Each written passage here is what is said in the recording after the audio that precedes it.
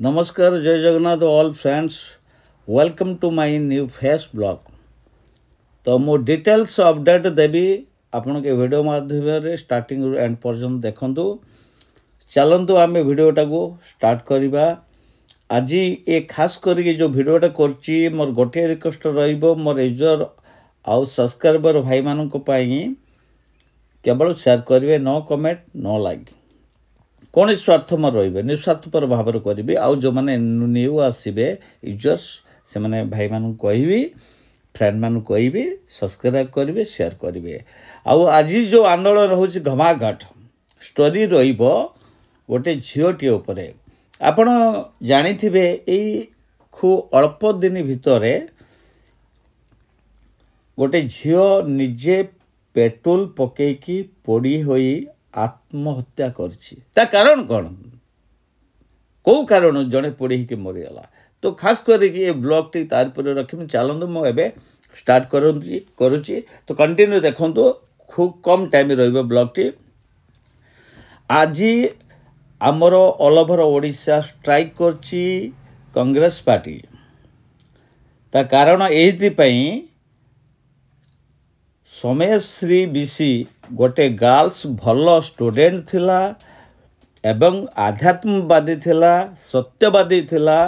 गरीब श्रेणीर झीटे भग्राई ब्लॉक अंतर्गत गोटे ग्रामर आसिक एफएम कॉलेज रे पढ़ा पाई बहुत बढ़िया स्टूडेंट थिला। टॉकिंग पावर बीए एवं सत्यवादी झीटे थिला आज्ञा, आध्यात्मवादी। ताकू ये माने कॉलेजर प्रिंसिपाल अन्यान्य कर्मचारी मिलित भाव ता साथरे आरंभ हैला जानवर भली पशु भेड़िया भली व्यवहार आचार एवं अन्यान्य घटना। तो आपण माने जानी पारथुबे समाचार रे आउ अन्य यूट्यूबर बड़ बड़ अच्छन जो भाई फ्रेंड मानक ब्लॉग रे कौन घटी मु विशेष कहवा चाहूनी। तो आपण मोठार अधिक आपण एठू अनुभव करथिबे। एफएम कॉलेज से झीटी कहीं मला तापर एते ये भेड़िया जानवर राक्षस अमानुषिक कांड कले, अमानुषिक घटना घटेले, बार बार रेकिंग कले, ताकू देहर भोक मेंटा भी अटैक कले। तो सही परिस्थिति रे ताकू झीटी आत्महत्या कला। मुह खोलिकी कहला पर जड़े सत्यवादी झील, जड़े आध्यात्मिक झील, जड़े आध्यात्मिक गाल, जड़े आध्यात्मिक नारी, से किए ना आमरी तो माँ भौणी कई ना। तेणु से उपायहीन होई निराश होई सर्वशेष अभियोग कला ट्विटर एवं चिठी माध्यम विभिन्न प्रकार डिपार्टमेंट को। सही समय डिपार्टमेंट कौन सी पदक्षेप न नहीं ता कथा को हेज्ञान करी ता लेटर हो ट्विटर हो जहाँ भी से करची मु तो संपूर्ण देखी नहीं। मु भी आपण भली शुणुची, जानुची, अनुभव करुची। ताको संपूर्ण रिजेक्ट भली अलिया गदा डस्टबिन पकईदेले। आउ प्रिंसिपाल मध्य संपूर्ण दोषी, जोटा कि प्रिंसिपाल अर्थ हूँ गोटे कॉलेजर सबुठार गोटे बड़ रैंकर मनीषटे, बड़ रैंकर गोटे बड़ बापा भली, बड़ रैंकर जड़े बड़ पोस्टर जड़े अधिकारी ताकू दोषी करदेला। कहला कौन ना तू मिछ कहचु। सत्यवादी मु प्रिंसिपाल मु कौन सत कहबी, तू मिछ कहचु, से कथा राइट तो कथा रंग। तो यही परिस्थिति सेठू झीटी निराश ही तार बापू को डाकिकी कहले भी प्रिंसिपाल तुम झील ये मिछ कहूँ, मिछ बदनाम दौची। तेणु बाप भी शेष पर बुद्धिया से भी विश्वास कला नहीं। जिते सारा संसार हाथ टेकी देबे जय जगन्नाथ किसी मो पाख ना प्रभुर तु ही सा वर्षा। बाप विश्वास करनी, माँ करनी, भाई करनी, मु जोटी पढ़ुची से माने करना, आईन करनी, प्रशासन करनी। अनेक जगह से ट्विटर करची, अनेक जगह से मेसेज करची, अनेक जगह लिखित आकार देची, କେହି ଯେତେବେଳେ ନ ବୁଝୁଛି ଜଣେ ସତ୍ୟବାଦୀ ଝିଅ କ'ଣ କରିବ, ସେ ବାଧ୍ୟ ହେଇକି ମୋ ଝିଅକୁ ଆପଣ ଝିଅ ତା ଝିଅ ସାରା ସଂସାର କାର୍ଯ୍ୟ ଆତ୍ମହତ୍ୟା କରେ ହିଁ କରିବ। ଆଉ ଯେଉଁମାନେ ଖରାପ ଝିଅ ସେ ଖରାପ କାମରେ ଜଡ଼ିତ ରହିବେ, ଆଉ ସେମାନଙ୍କ କଥାରେ ପରିଚାଳିତ ହେଇକି ବଞ୍ଚି ରହିବେ। ଖରାପ ଝିଅମାନଙ୍କର ଚରିତ୍ର କୁହାହେଉଛି, କେହି ଏଠି ମାଇଣ୍ଡ କରିବେନି, କେହି କାହା ଦିହକୁ ନେଇ ଭଲ ଝିଅ କେବେ ଛାଡ଼ିବେନି ଆଜ୍ଞା। ତ ଆଜି ତାଙ୍କ ଝିଅ ମଲା, କାଲି ତମ ଝିଅ ମରିବ, କାଲି ତା ଝିଅ ମରିବ, କାଲି ୟା ଝିଅ ମରିବ, କାଲି ମୋ ଝିଅ, ସମସ୍ତଙ୍କର ଝିଅ କେଉଁ ଭଳିଆ ଏଠି ସବୁ ଶିକ୍ଷା ଦୀକ୍ଷା ଦିଆହେଉଛି ଆପଣ ଜାଣିପାରୁଥିବେ। ବାଲେଶ୍ୱର FM କଲେଜ ବିରାଟ ବଡ଼ ୱାର୍ଲଡ ବିଶେଷ ନାମ ଅଛି ଆଜ୍ଞା।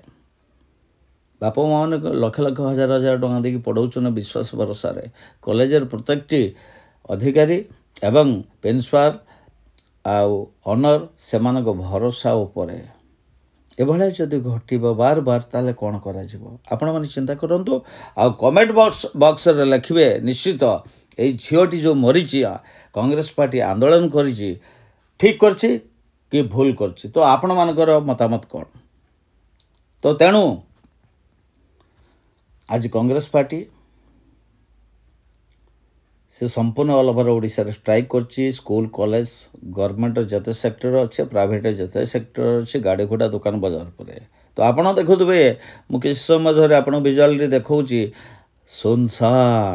ସୁନସାନ ହେଇଯାଇଛି ପ୍ରତ୍ୟେକଟି ରାସ୍ତାଘାଟ, ପ୍ରତ୍ୟେକଟି ଗଳି, ପ୍ରତ୍ୟେକଟି ଦୋକାନ ବଜାର, କେବଳ ଝିଅଟି ପାଇଁ।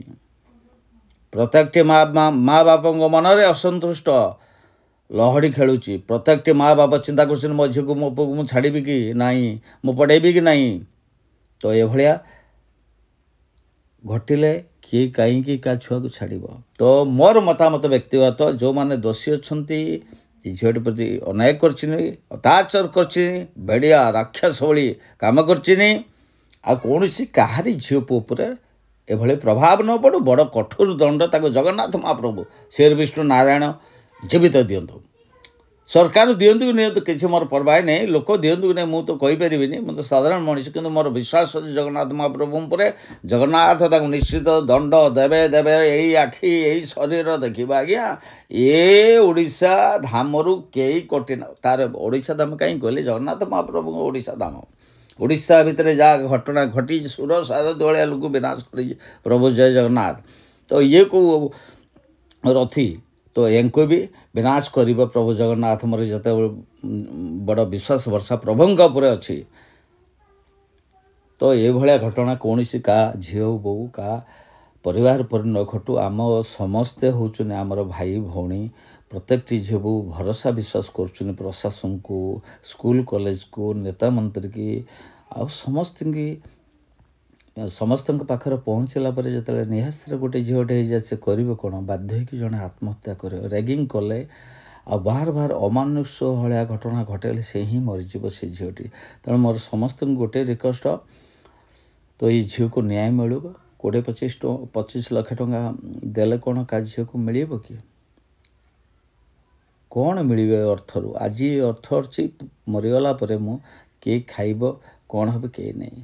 ଟଙ୍କା ଦେଇଛି ନି ସରକାର, ତ ସରକାରଙ୍କୁ ମୁଁ ଥ୍ୟାଙ୍କ ୟୁ ସୋ ମଚ୍ କହୁଛି, ବହୁତ ବହୁତ ଧନ୍ୟବାଦ ଦେଉଛି। ତ ସରକାର ଯେଉଁ ଅନୁଦାନ କରିଛନ୍ତି 20 ଲକ୍ଷ ଟଙ୍କା ବା ତାଙ୍କୁ କୌଣସି ପ୍ରକାର ମିଳିଛି, ସେମାନଙ୍କୁ ମୁଁ ଧନ୍ୟବାଦ ଦେଉଛି, ଅସମ୍ମାନ କରୁନି, ସମ୍ମାନ କରୁଛି।